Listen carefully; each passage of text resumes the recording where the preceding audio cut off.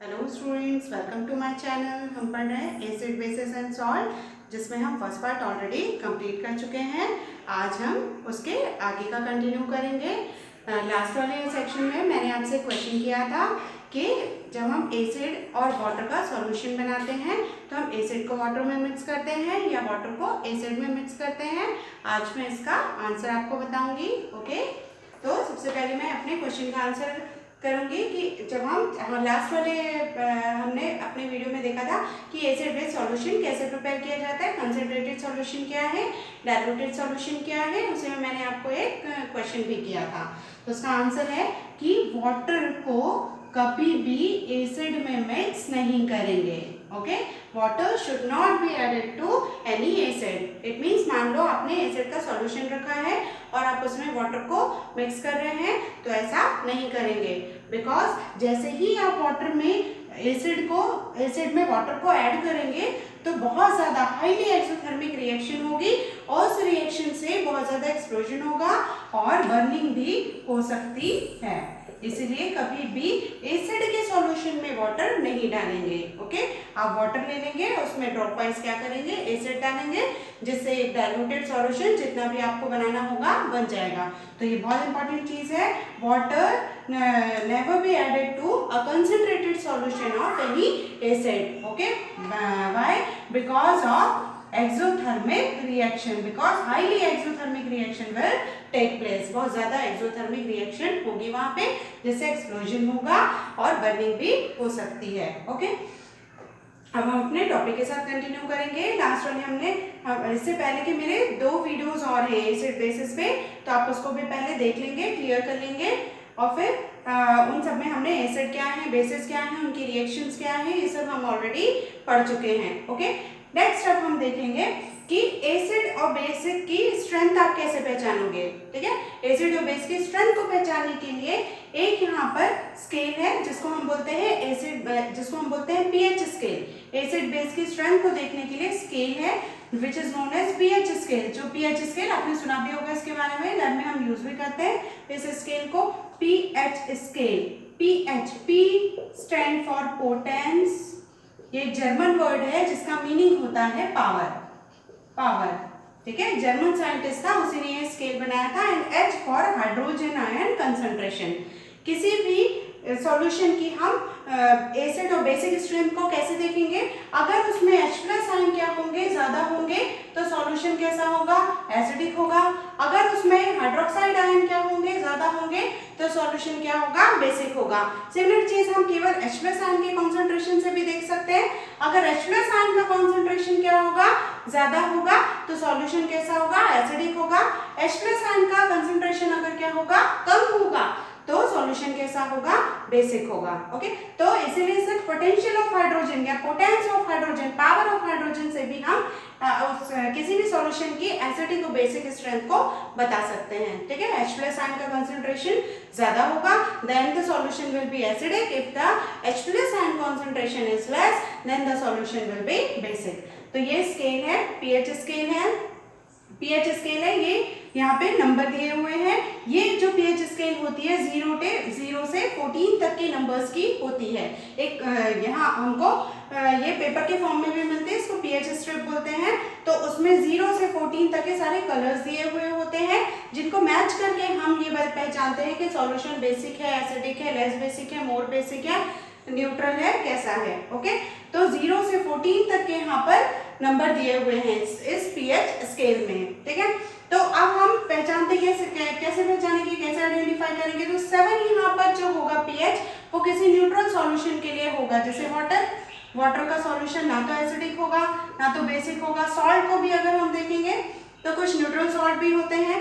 ठीक है, तो जो न्यूट्रल सॉल्यूशन होगा उसका पीएच होगा 7। ओके, अब हम इसको कैसे मेजर करेंगे, तो 7 से कंपेयर करेंगे कि जो पीएच है वो 7 से ज्यादा है या पीएच है जो 7 से क्या है, कम है। ओके, तो अगर पीएच जो होगा वो ग्रेटर देन 7 होगा, 7 से ज्यादा होगा, पीएच जो होगा ग्रेटर देन 7 होगा तो सॉल्यूशन विल बी बेसिक। यहाँ मैंने लिखा भी है कि 7 से ज्यादा होगा। आप अपने राइट हैंड साइड की तरफ अगर जा रहे हो, 7 से ज्यादा पीएच तो सॉल्यूशन कैसा होगा, बेसिक होगा और बेसिसिटी जो होगी इंक्रीज होगी। सिमिलरली अगर लेफ्ट हैंड की तरफ मूव कर रहे हैं तो जो पीएच होगा अगर वो लेस देन 7 होगा, मान लो 2 है, 3 है, 4 है, कुछ भी हुआ, 0 से लेकर के 6 तक का कुछ भी हुआ, तो 6 से 7 के बीच का भी होगा, 6.5, 6.3 जो भी है वो सब भी एसिडिक सॉल्यूशन होगा।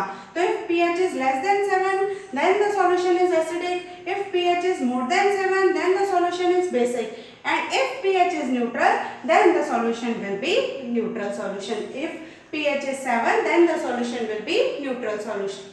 Example is water. ओके, तो दिस इज पीएच स्केल। हम जब लैब में यूज करते हैं पीएच की स्ट्रिप होती है, पेपर फॉर्म में होती है, जिसमें 0 से 14 तक सारे नंबर्स होते हैं और उनके कलर्स भी दिए हुए होते हैं जिनको हम मैच करते हैं।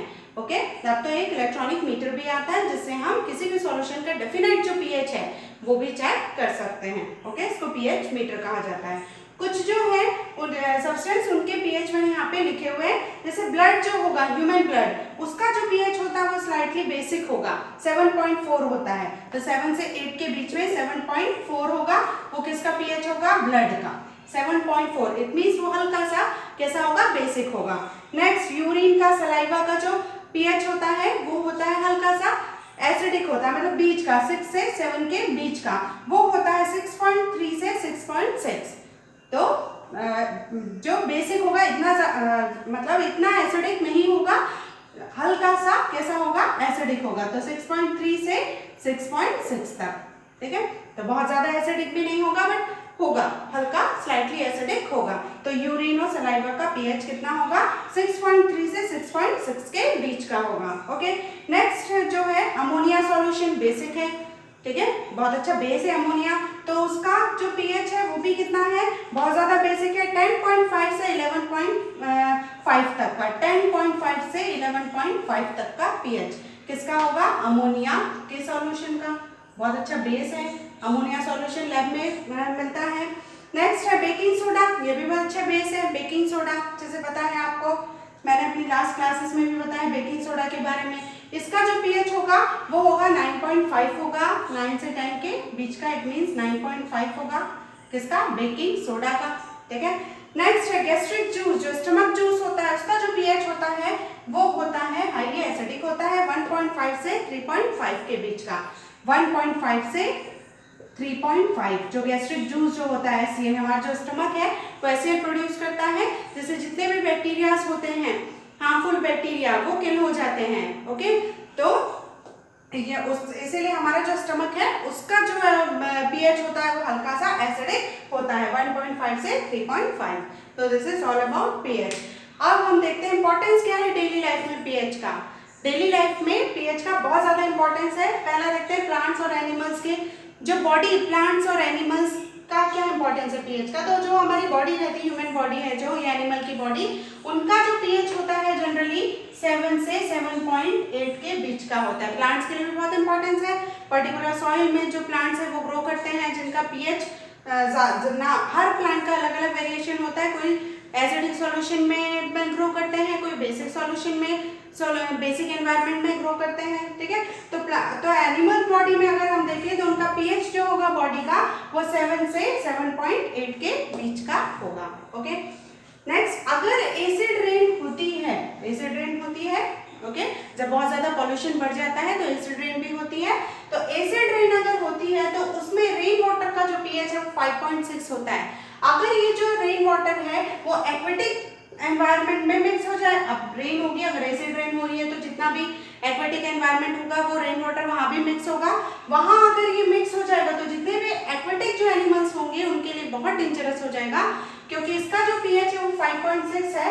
और ये जो आपके वाटर रिसोर्सेज में अगर मिल जाएगा वहां पर तो उसके पीएच को भी इम्बैलेंस कर देगा, एसिडिक कर देगा, जिससे वहां रहने वाले जितने भी एक्वेटिक एनिमल्स होंगे और प्लांट्स होंगे उनके लिए डेंजरस होगा, वो डेड हो जाएंगे। नेक्स्ट है डाइजेस्टिव सिस्टम। अभी मैंने बताया कि जो स्टमक होता है हमारा, उसका जो पीएच होता है वो कैसा होता है, एसिडिक होता है। क्यों होता है, क्योंकि हम जो फूड मटेरियल रहते हैं उसमें बहुत सारे हार्मफुल बैक्टीरियाज भी होते हैं। तो अगर पीएच एसिडिक होगा तो वो जितने हार्मफुल बैक्टीरियाज हैं वो वहां किल हो जाएंगे, ठीक है, क्योंकि एसिडिक एनवायरनमेंट में बैक्टीरिया को ग्रोथ नहीं मिलती है, ठीक है।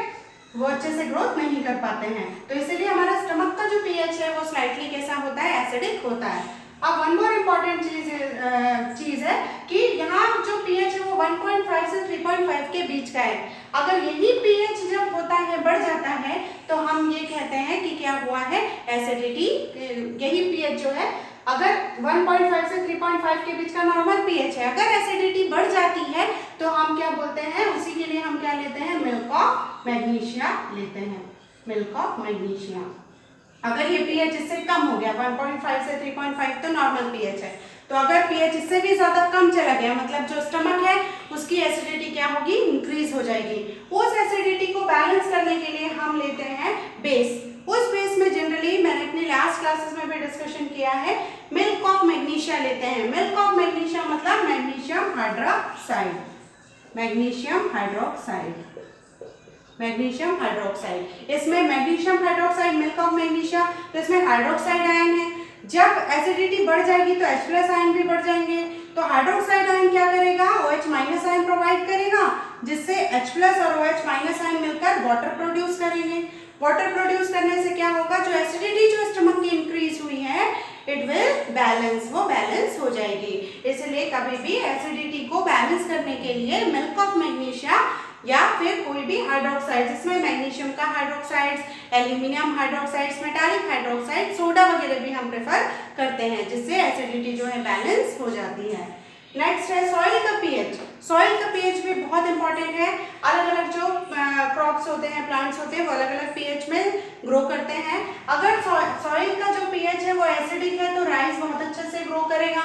राइस को ग्रो करने के लिए एसिडिक जो सॉइल है वो ज्यादा फेवर करती है। सिमिलरली अगर शुगर केन होगा तो वो न्यूट्रल वाला जो सॉइल है उसमें ज्यादा अच्छा ग्रो करेगा। ठीक है, जो सिट्रस फ्रूट्स होंगे, सिट्रस फ्रूट्स का मतलब क्या होगा, जिनमें साइट्रिक एसिड मिलेगा, ठीक है, जैसे कि लेमन वगैरह, तो जो लेमन है, ऑरेंज है, इनके लिए ये खुद ही एसिडिक है। सिट्रस फ्रूट्स है, मैंने लास्ट क्लासेस में भी डिस्कस किया है, ठीक है, ये खुद क्या है, एसिडिक है, तो इसलिए इनके लिए कैसा सॉइल अच्छा होगा, एल्केलाइन जो सॉइल है वो इनको फेवर करेगा। ठीक है, तो डिफरेंट जो पीएच पे, सॉइल के पीएच पे डिफरेंट प्लांट्स जो होते हैं वो ग्रो करते हैं। ओके, नेक्स्ट है टूथ डीके। ठीक है, जो हमारा जो टीथ है धीरे धीरे क्या होते हैं, खराब होने लगते हैं। वो क्यों, जब हम बहुत ज्यादा चॉकलेट्स या बहुत ज्यादा मीठा खाते हैं तो धीरे धीरे क्या है, हमारे जो दांत है वो खराब होने लगते हैं, जो हमारे टीथ है वो सड़ने लगते हैं।